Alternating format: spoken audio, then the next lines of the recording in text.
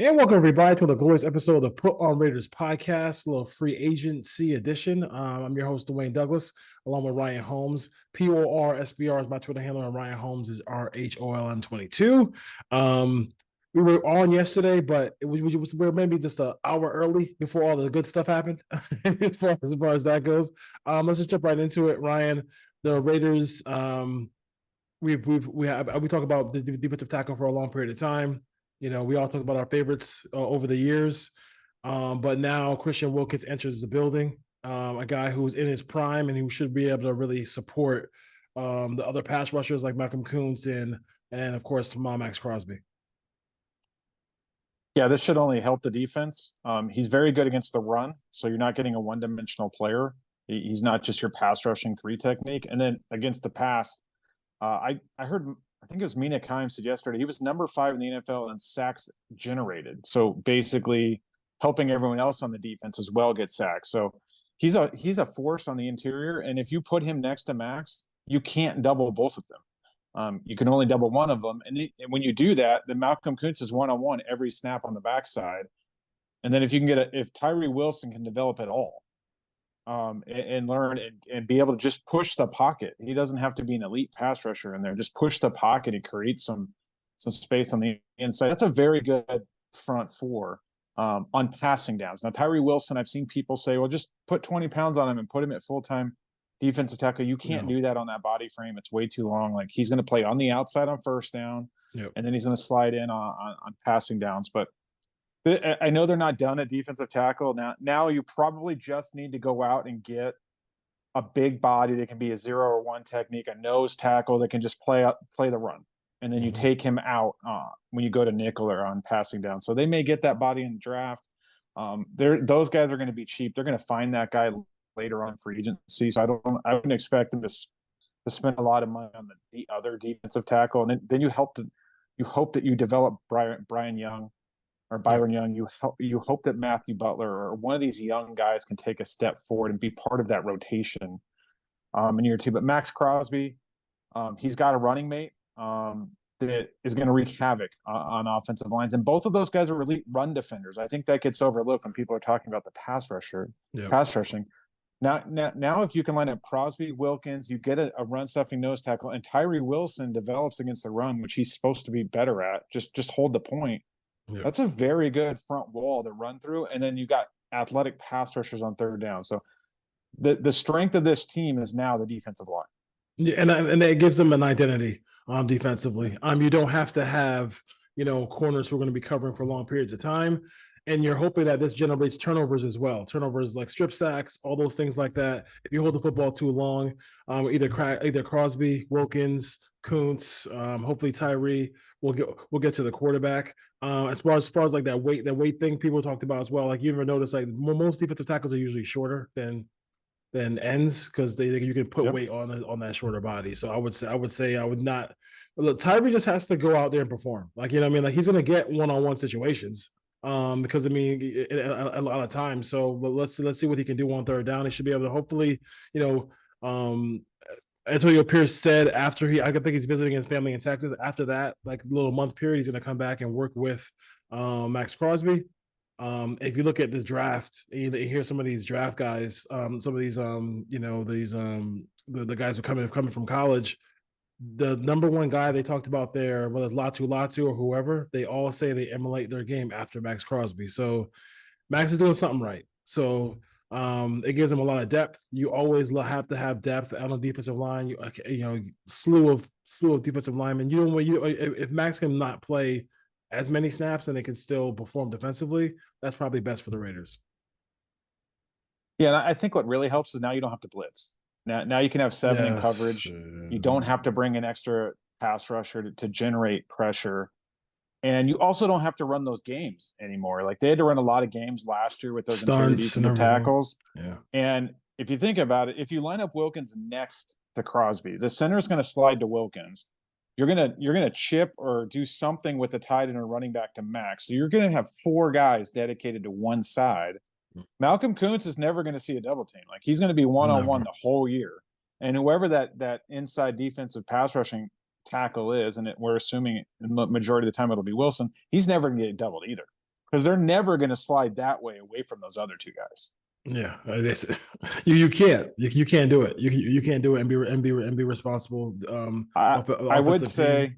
Go ahead. I would add, I think the winner here too is Nate Hobbs, because now you put Nate Hobbs in the slot, and if the slot receiver is on Kuntz's side, if all the attention is sliding to the right, and you basically can bring the slot, there's no one left to block the slot corner. So they're going to be able to scheme up some free runners as well coming from that other side, whether that's Diablo, Spillane, or the slot guy coming.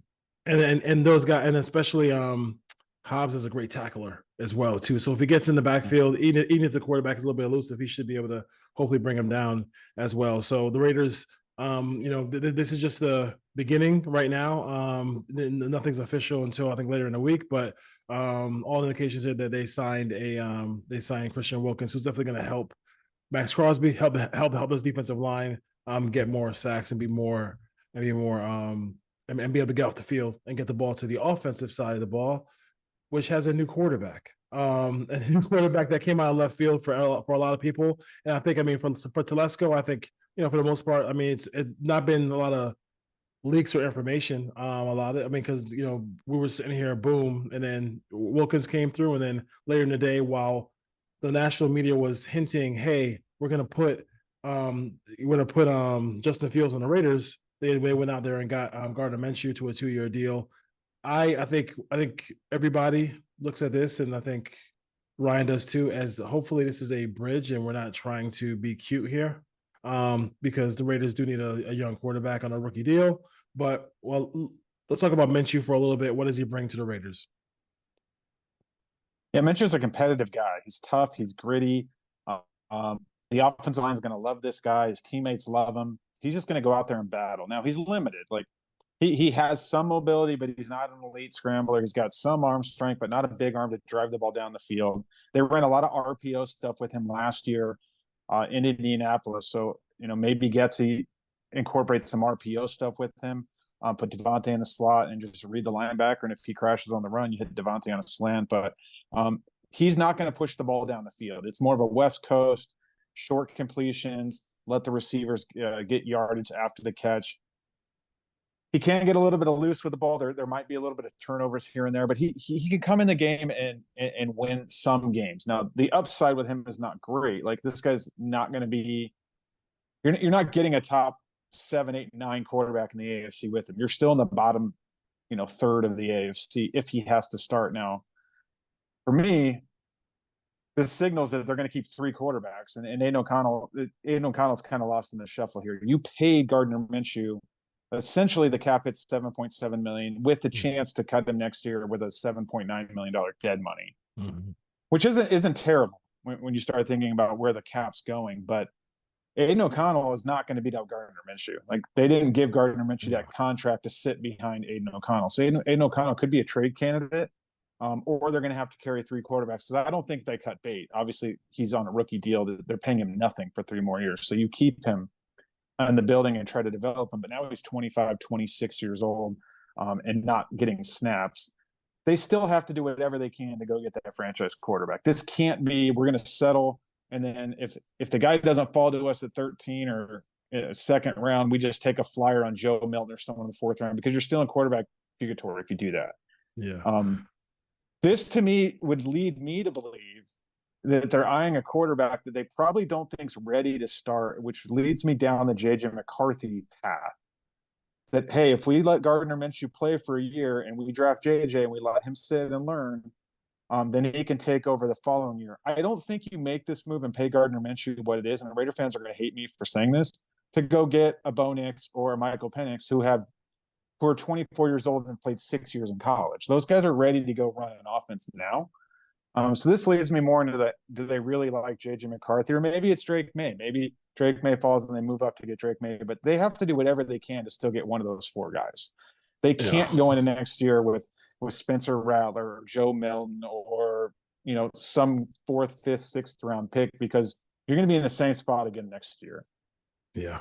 No question about it here, Sue. And then with now a little bit more, I guess it's not anxious times for a quarterback, because there is anxious time to get a quarterback, but like it didn't change with Kirk Cousins going to Atlanta because they already had the same amount of teams in front of them who won a quarterback. So it doesn't really matter there.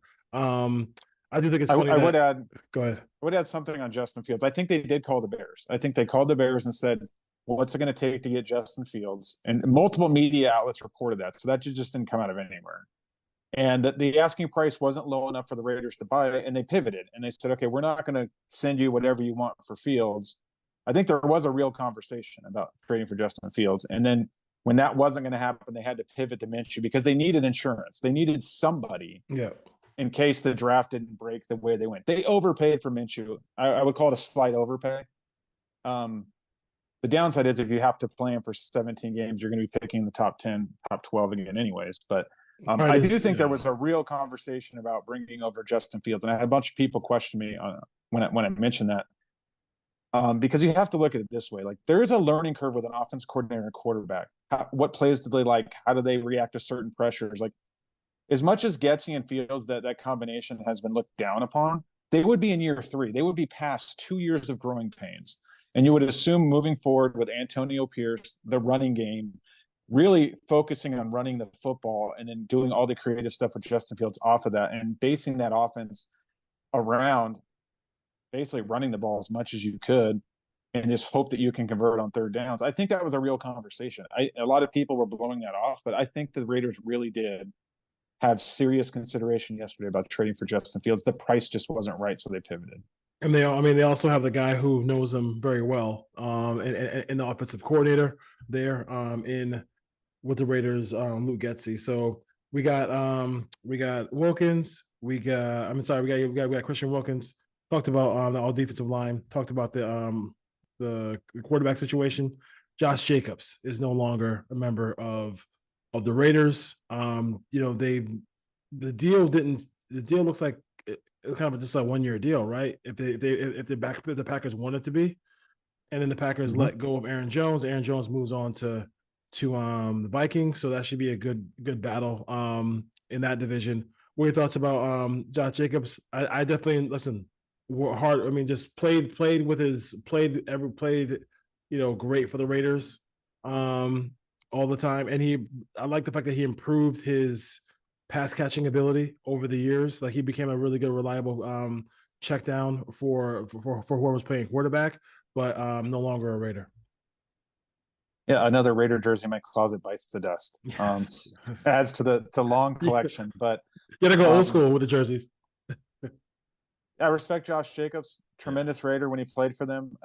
Didn't always have great seasons, was injured here or there, but respect what he did and the leadership he brought to the locker room. And anyone that questions Josh Jacobs should go back and listen to the Rush podcast when he went on with Max Crosby and talked about how much he cared about winning and how much that locker room when he first got to the Raiders really bothered him and how it pissed him off every time they lost. And there was people in the locker room joking around and how he got the Raider tattoo. Like he was a Raider through and through. Go listen to that podcast if you want to clown Josh Jacobs for not staying. But that contract that he got wasn't a good contract. It's a 1 year deal. He gets $14.8 million in year 1. So he gets a slight raise from last year, about $3 million, which is good, but there's no long-term security. The Packers can move on next year if they want. Yep. So he may be back on the market at 27, 28 years old in the next year or two. So he didn't get the security that he wanted. I obviously the Raiders weren't willing to go to $15 million in year 1, and that Jacobs wanted as much money now as he could get. But I still think he probably would be better off taking less money in year 1, but getting more guaranteed money. Like potentially going with, like we had talked about, a 3-year, $27, $28 million deal with maybe 16 to 18 million guaranteed, and just getting more guaranteed money, because now he might be on the market again quickly. And Joe Mixon was available briefly, and I sent like the thinking emoji, and that was more like, is Marvin Lewis going to go to bat for this guy? Is Marvin Lewis willing to talk about him to Mark Davis? Obviously, the issues he had in college. Yeah. He hasn't had any issues since he's been in the league. He has not. That's stuff that happened 7, 8, 9 years ago. But obviously, he was quickly picked up by the Texans, so he's no longer available. What are the Raiders going to do for a complimentary back? Because amazingly, backs have been flying off the shelves once free agency started. And Tony Pollard was the first one. Tony Pollard said, "Let me secure some cash real quick as far as that goes." So we got all those things covered for you. Kind of a quick show. Just to kind of give you a quick rundown of all the moves. Cornerback is something to look at. Either if they want to go linebacker, they could go linebacker. I mean, there are a lot of different ways they can go. We'll see what happens with the Raiders coming up. I do think it's hilarious that I thought I was looking at CBS just silly mock draft stuff that came out recently, and both I think this dude from CBS Sports, Chris, Trapizzo, I never heard him before, has the Raiders taking Brian Thomas Jr. at 13, which would probably be the most, that's the most left field one I've seen, which is hilarious. But soon the situation will be over. I'm interested to see the kind of the draft kind of starts with the Patriots, so we'll have to just see what the Patriots, which quarterback they take. I don't think they did all this to play Zappy and whatever Brissett. And Brissett, the Brissett era. But look at all the teams that need quarterbacks. The Washington Commanders signed Marcus Mariota. They still have Sam Howell, so we don't know what they're going to do. The Patriots went out and signed Jacoby Brissett. The Falcons went and got Kirk Cousins. The Vikings signed Sam Darnold. The Raiders signed Gardner Minshew. The only one that didn't sign anyone is basically Denver, of all the teams that need quarterbacks. So quarterbacks flew off the shelves too. So teams are lining up those backups. And then Tyrod Taylor got a nice contract to go to the Jets to play behind Aaron Rodgers. So it's interesting. So these teams all did what the Raiders did. Jameis signed with the Browns. Jameis. All these teams that need quarterbacks went out and got that veteran, and they all paid roughly the same, somewhere in the $8, $9, $10 million a year range for that backup quarterback. We'll see. I still think the Raiders need to do whatever they can do to get a quarterback in the first round. This still can't be. Let's just take an offensive lineman. Let's take a corner and roll it with Gardner Minshew because. It's not. You can't do it. You can't do it. You're not gonna. You won't be good enough. You won't be good enough. You won't be good enough. And you got to think about the long term effects of it. It just makes all the sense in the world for the Raiders to still take a quarterback. But I think this right tackle. Right tackle's an issue now that Luminor's gone. Yeah, Luminor went to the Giants. So yeah, I mean it's check Twitter one more time before we bounce. I'm sure something will drop. Make sure they didn't hire anyone or sign anyone. Say again. I said that maybe they'll sign someone. Maybe Deontay Foreman from the Bears, the running back that's kind of bounced around the league, but he's had some success, played for Getsy. I would assume Antonio Pierce wants a bigger back as the backup because if he wants to run the ball and be physical, you got to have more than one big back. So it can't just be Zeus and Abdullah. You need a big physical guy back there. Yeah, it is funny that that everybody the guy did a great Photoshop deal with the Patrick Queen one. They got everybody in national media that Patrick Queen was going to Seattle. But he is still a free agent. All right, Ray Nation, that was a quick one. We just want to get the news out to you. Take care. Peace. All right, take care.